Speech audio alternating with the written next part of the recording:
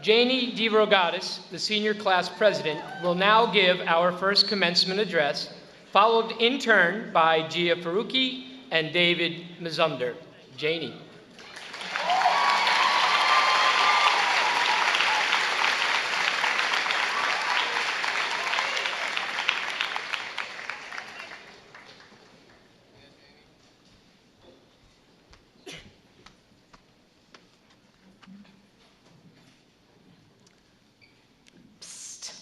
I have a secret to tell you. The piece of paper you are about to advance proudly upon and take from Mr. Howlett's hand is a fake. It's blank. Don't panic. Of course, we wish a lot of things were blank, but not our diplomas. We wish that Facebook was blank up until our awkward stages were over, and that our friends wouldn't dig for pictures of us sporting braces and side bangs. We wish that our Home Access Center disciplinary tabs were blank and didn't still include the dress code violation that we obtained in the 7th grade. True story. But the fake diploma you're about to fiddle around with for an hour isn't such a bad thing. You're gonna get the real deal later tonight, rest assured, and it'll have all the Xerox goodness that your heart desires. But maybe the blank piece of paper you'll be holding stands for something more. While your real diploma may stand for the artificial measurement of intelligence that we commonly call a GPA, the blank one represents the other things you learned in high school. Let it stand for the good of your character and the good that you brought onto others. Let it stand for all that you loved fully and wholeheartedly. Let it be a symbol of your passion, whether it be art, music, sports, or making Harlem Shake videos. We all have a knack for something. A wise man who was sitting out there in the bleachers once told me to define my own success.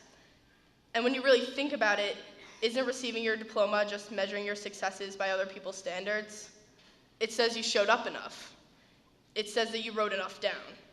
And for some of us, it only came after spending the better part of our life savings on Dunkin' Donuts. On the other hand, the blank, fresh, untouched piece of paper you're about to receive says that you're free to accomplish anything you like. It stands for an open opportunity. It stands for an open mind and an open heart. And although your real diploma will help you get a job, these two things will help you do your job, one that we all share the responsibility of, whether you're sitting here or over there. Being an efficient member of society who contributes, creates, and changes the lives of others. Congratulations, class of 2013. It has been an honor being your class president. Thank you.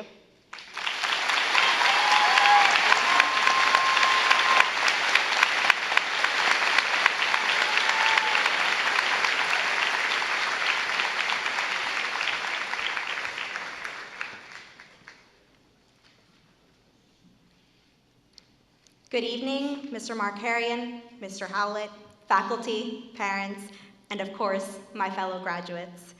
They call us the lucky class of 2013, even if the weather disagrees. And I guess we are pretty lucky, aren't we? We've survived major catastrophes like Hurricane Sandy, a Mayan apocalypse, and the season finale of The Office. But I'll let you in on a little secret. I don't believe in luck. When I look at the class of 2013, I don't see victories that have come as a result of chance, but rather as the outcome of hard work, passion, and the support of those who believed in us. From day one, every moment at Ridge has come with a choice that has made each of us into individuals. Every essay you wrote, every test you studied for, every friend you made was your choice. It was your words, your intellect, your time. Being here at graduation and being who we are is because we chose it. Every small decision has shaped us and our passions. Luck had nothing to do with it. Today is the first day we conclude our old choices and soar onto new opportunities in a world that isn't as familiar as the halls of Ridge High School. We certainly have some tough choices ahead of us, but luck isn't some four-leaf clover or a rabbit's foot. It's what we make of it. Luck means making mistakes and then embracing them, because we're only human, something a red devil often forgets. It means realizing that we're not facing this world alone. We have family, friends, and teachers all waiting to catch us when we fall. It means knowing that every moment comes with a choice, and no decision is a wrong one unless we choose not to learn from it. We've already made some of the most paramount decisions of our lives. We decided not to drop out of high school. We chose our summer jobs to keep up with our consistent Chipotle runs, and we chose our path for the next 4 years. But I think that the most important lesson to remember is that those decisions don't come from anyone else but us. As Ridge students, we are given all sorts of opportunities, from seeing how much chicken we can eat on Barb Wednesday, to joining any number of extracurricular activities. We took advantage of the opportunities presented to us. The choice to meet opportunity with open arms is what makes Ridge, Ridge. We are graduating from a great school and moving on to greater futures. Our choices are unique because they hold enough weight to change a world we are only beginning to understand. So don't let luck define you. Instead, define your luck. Relish small victories, and on the bad days, remember the good ones. Maybe some of your memories will carry you back to huddling in the 700 wing at 7 a.m. during freshman year, or buying hot chocolate at Ridge football games to try and warm up in the bitter cold. We are not the product of chance, but rather the summation of 4 years of friendship, memories, mistakes, regrets, and most of all, decisions. We aren't the same people we were 4 years ago, and that's a good thing. It means 4 years from now, we will all be in different places, making different choices, and we won't be the same person we are today. We will be the best version of ourselves. And luck? Well, luck will have had nothing to do with it. Thank you, and congratulations to the class of 2013. We are going to do great.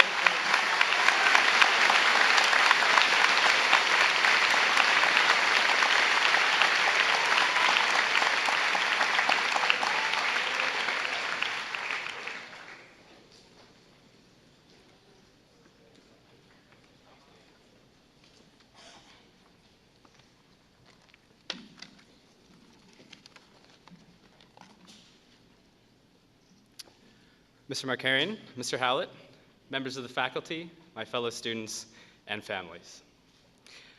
Why are we here? Is it because of some preordained plan which the universe has always followed and will always follow, and which has planted us here as we plant ourselves at every school assembly, wrapped with attention? Or is it because of the progression of each of our choices, made independently and for our own purposes, has brought us here together and culminated in today's triumph? Certainly it is not because we just love dressing up in these formless sacks and sweating here in the great gym, waiting to receive a bit of paper, right? Newsflash, we are not wearing these robes because they are fashionable. These gowns represent the struggles and hardships we have faced right here in Basking Ridge. True, we do enjoy some very fortunate circumstances. We do not have to worry about lethal violence in school or the presence of running water or working electricity, as many across the globe must. Neither has any of us accomplished some formidable task like curing cancer or writing a Broadway musical. In fact, most of us never will. Sorry, truth hurts. Nevertheless, these gowns represent the fact that each of us has survived the process that is high school. We have grown tall or short, learned trigonometry and poetic meter, been insensitive to each other, and then learned to be kind. We have become expert note-takers, analysts, and presenters, and then let it slide once those college acceptances came back. Some of us have won the triple crowns of prom, homecoming, and Mr. Ridge.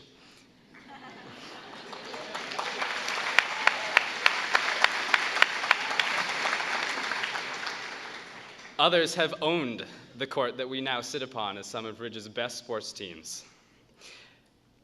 Others, we have been here for friends in difficult times, and we have rejoiced in their successes.